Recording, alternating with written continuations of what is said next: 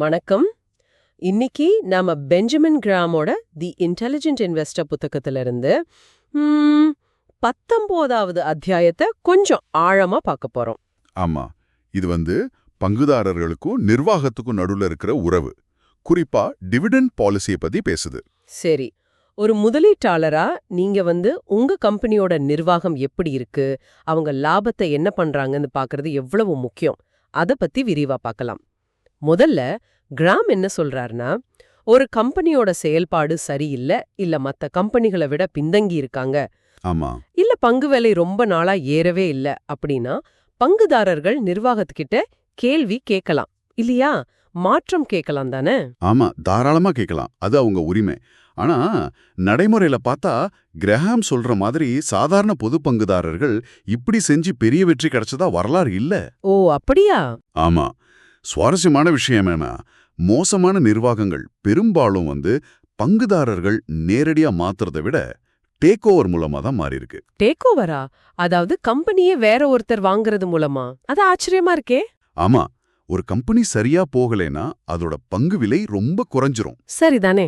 அப்போ அந்த குறைஞ்ச விலை வேற நல்லா இருக்கிற கம்பெனிகளுக்கு ஒரு வாய்ப்பா தெரியும்.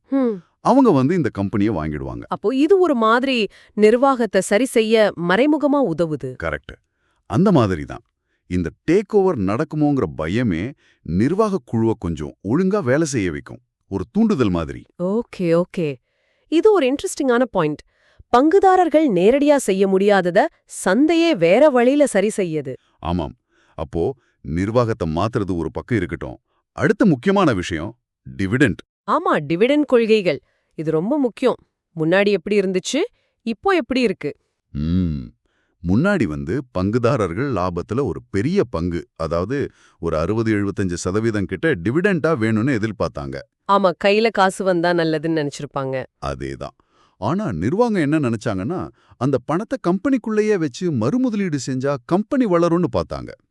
இது ஒரு சின்ன முரண்பாடு மாதிரி இருந்துச்சு. ஆனா இப்ப நிலைமை மாறிடுச்சுன்னு சொன்னீங்களே, குறிப்பா இந்த வளர்ச்சி நிறுவனங்கள்ல. ஆமா, ரொம்பவே மாறிடுச்சு. லாபத்தை மறுபடியும் கம்பெனில போடுறதுனால நீண்ட காலத்துல பங்குதாரர்களுக்கு நல்ல வருமானம் கிடைக்கும்னு ஒரு கருத்து உருவாகிடுச்சு. உதாரணத்துக்கு டெக்சாஸ் இன்ஸ்ட்ருமெண்ட்ஸ் மாதிரி கம்பெனிகள்லாம் ஆரம்பத்துல டிவிடெண்டே கொடுக்கல.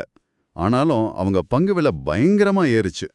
இதை பார்த்துட்டு முதலீட்டாளர்களும் சரி, டிவிடெண்ட் கம்மியா இருந்தாலும் பரவாயில்ல, இல்லாட்டியும் பரவாயில்ல, கம்பெனி நல்லா வளர்ந்தா போதும்னு நினைக்க ஆரம்பிச்சாங்க.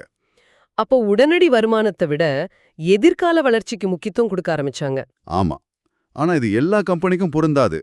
AT&T மாதிரி நிலையான வருமானம் தர்ற கம்பெனிகளுக்கு டிவிடெண்ட் இன்னிக்கும் முக்கியம். ஆனா IBM மாதிரி டெக் கம்பெனிகளுக்கு அதோட முக்கியத்துவம் கொஞ்சம் குறைஞ்சிருக்கு.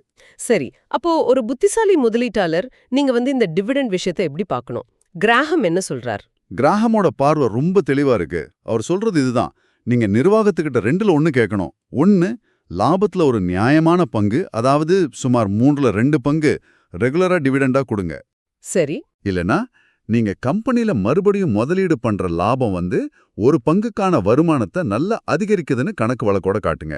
சும்மா ஏதோ வளர்ச்சி விரிவாக்கம்னு சொல்லக்கூடாது. அதாவது அந்த மறு முதலீடு உண்மையிலேயே லாபகரமா இருக்கணும்னு நிரூபிக்கணும். அதேதான். குறிப்பா சுமாரான வளர்ச்சி இருக்கிற கம்பெனி ஏதோ பெருசா விரிவாக்கம் பண்றோம்னு சொல்லி டிவிடெண்டை நிறுத்தினாங்கன்னா உடனே கேள்வி கேட்கணும், அந்த விரிவாக்கம் உங்களுக்கு உண்மையிலே லாபம் தருமான்னு பார்க்கணும். புரியுது, நிர்வாகத்தோட செயல்பாடுதான் முக்கியம், சும்மா வார்த்தைகள் போதாது.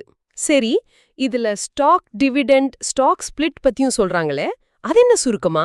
ஓ அதுவா, ஸ்டாக் ஸ்பிளிட்டுங்கிறது உங்ககிட்ட ஒரு பங்கு இருந்தா அது 2 பங்கா பிரிச்சு கொடுப்பாங்க. அப்போ ஒரு பங்கோட விலை பாதி ஆயிடும். இது எதுக்குன்னா விலை குறைஞ்சா நிறைய பேர் வாங்க வசதியா இருக்கும்னு. சரி, ஸ்டாக் டிவிடெண்ட். ஸ்டாக் டிவிடெண்ட்னா பணமா டிவிடெண்ட் கொடுக்காம அதுக்கு பதிலா கூடுதலா சில பங்குகளை கொடுப்பாங்க. இது ஒரு மாதிரி கம்பெனி லாபத்தை மறுமுதலீடு செஞ்சிருக்குன்னு காட்டுற மாதிரி. கிரஹாம் இதுல சில பிராக்டிக்கல் சைக்கலாஜிக்கல் நன்மைகள் இருக்குன்னு சொல்றாரு. சில சமயம் வரி ரீதியா இது பண டிவிடெண்டை விட நல்லதா இருக்கலாம். அப்போ மொத்தத்துல பார்த்தா ஒரு பங்குதாரரா நம்ம கம்பெனியோட நிர்வாகம் எப்படி போகுது, லாபத்தை என்ன பண்றாங்கன்னு ரொம்ப கவனமா பார்க்கணும். கண்டிப்பா. டிவிடெண்ட்ங்கிறது சும்மா வர்ற பணம் மட்டும் இல்ல, அது நிர்வாகத்தோட செயல்பாடு, அவங்களோட எதிர்கால திட்டம் பத்தின ஒரு செய்தியும் கூட. சரி, நீங்க யோசிக்க வேண்டிய முக்கியமான கேள்வி இதுதான். உங்க கம்பெனி லாபத்தை திரும்ப முதலீடு செய்யுதுன்னா அந்த முதலீடு உண்மையா உங்களுக்கு மதிப்பு சேர்க்குதா?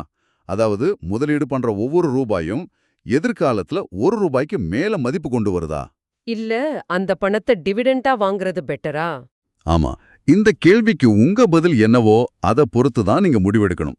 இது ஒவ்வொரு முதலீட்டாளரும் யோசிக்க வேண்டிய விஷயம். ரொம்ப நன்றி. நிறைய விஷயங்கள் தெளிவா புரிஞ்சது. இன்றைய நாள் உங்களுக்கு லாபகரமா அமைய வாழ்த்துக்கள்.